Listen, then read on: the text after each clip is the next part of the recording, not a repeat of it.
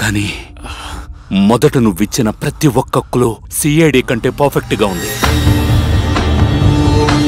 సృష్టి హాస్పిటల్కి అందుకే ప్రతి ఒక్క స్టేజ్లోనూ నిన్ను ఎంకరేజ్ చేస్తూ వచ్చాను. నమ్మకం కోల్పోకు, నీ వెనక నేనున్నాను. ధైర్యంగా ఉండు. ఆ రోజు నువ్వు జానీని చేస్ చేసి మిస్ అయినప్పుడు నీకంటే ఎక్కువ ఫ్రస్ట్రేషన్లో నేనున్నాను. అయినా నాకొక్క ఫోన్ కాల్ చేస్తుంటే నీ కూతుర్ని తీసుకొచ్చి నీ ముందు నిలబెట్టేవాణ్ణి. కానీ జానీ ఇంట్లో దొరికిన ఆ మెడికల్ క్లూ మీ అన్నయ్య వదిలిన కేసుకి లింక్ అయింది. అందుకే నిన్ను అక్కడికి డైవర్ట్ చేసి జానీని నేను వెతుకుదాం అనుకున్నాను. అంతలో నువ్వు డాక్టర్కి జానీకి ఉన్న సంబంధాన్ని నాకు ప్రూఫ్తో సహా చూపించేసరికి సరిగ్గా అప్పుడు డాక్టర్ కాల్ చేశారు. ఓ ఎమర్జెన్సీ కాల్ వచ్చింది, నేను బయలుదేరాలి. ఇక మిగిలింది 3 రోజులే. డాక్టర్, జస్ట్ 3 days అంతే. అలా అన్న వెంటనే నాలో దిగులు మొదలయ్యింది.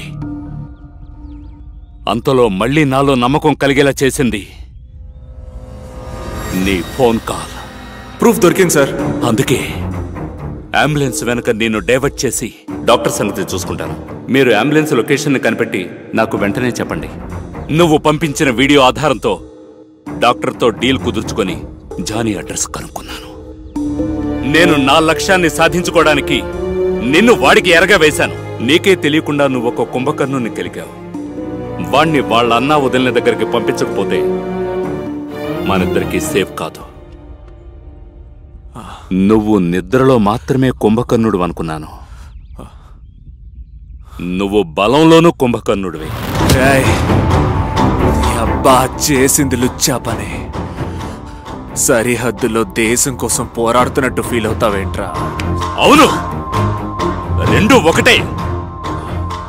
సరిహద్దులో దేశాన్ని కాపాడడం, ఒక తండ్రిగా కన్న కూతుర్ని కాపాడుకోవడం రెండు ఒకటే. అంతెందుకు, నువ్వు చేస్తున్నదేంటి? నువ్వు అదే పని చేస్తున్నావు. అర్థమైందా?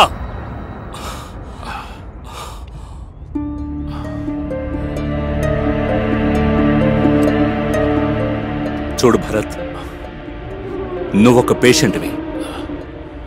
18 గంటలు పడుకుంటావు. ఉన్న 6 గంటలు నీకే చాలవు. అలాంటప్పుడు నీ కూతుర్ని పెంచడం ఈ జన్మకి నీ వల్ల కాదు.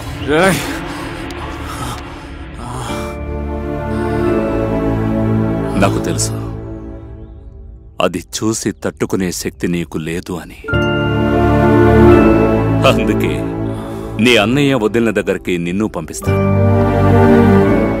వాళ్ళు నిన్ను ఓదార్చే లోపు నీ పాప కూడా వస్తుంది.